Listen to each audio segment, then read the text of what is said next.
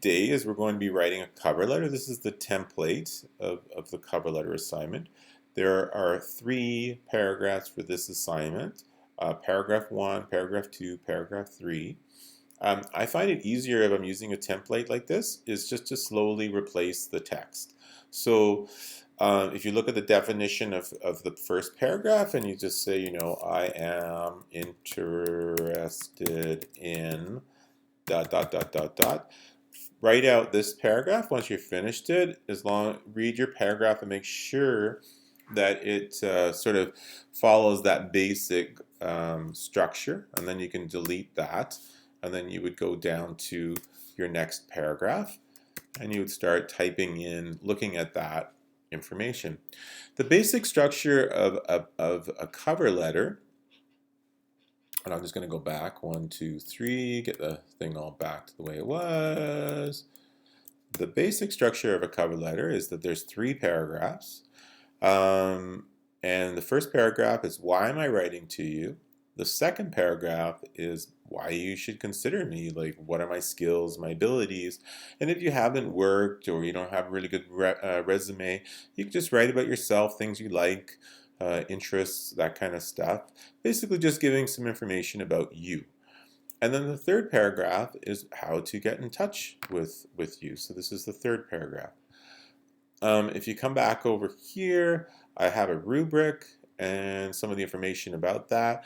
Having make sure you have the format, the introductory paragraph, the second paragraph or the middle paragraph, and then the third paragraph. And it just has some ideas in there for you. Come close that. All right, perfect. I also have included a couple of links that are useful. There's one here for some sample resume cover letters, sample cover letters. I click on that, and cover letters when no job is advertised, cover letter when no resume is needed, no paid work experience, cover letter no work experience, cover letter some work experience. So most of you are probably in the some work experience or no work experience. So then if I come here, I can look at it, sample cover letter with work experience. And I'll have a look at this. So it gives you some ideas, some general tips and guidelines. And then it has this sort of a similar structure. It's a little bit different. They've justified the person's name is onto this side, and then the person they're writing to over on that side, which is fine.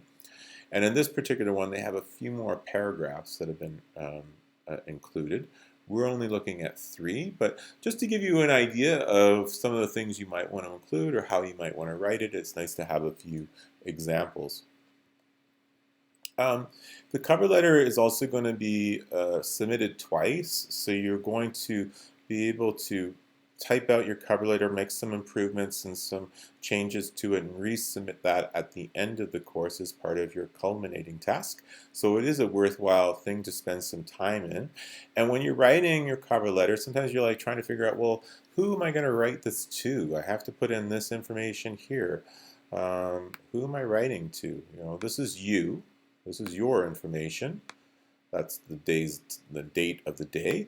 And this is who you're writing to. You may not have all this information, but if you go onto Kijiji and if you're able to get it, then you include it. If you can't include that, well then that's fine, depending on the specific job. But most of them you can find it. You might have to do a little Google searching for information on the business, but you should be able to put that in there. So try to do that for me, and then you would start writing out your paragraphs. And that's about it. Okay, thank you so much, and I will, yeah, I think that's it. I think that's good. All right, thank you.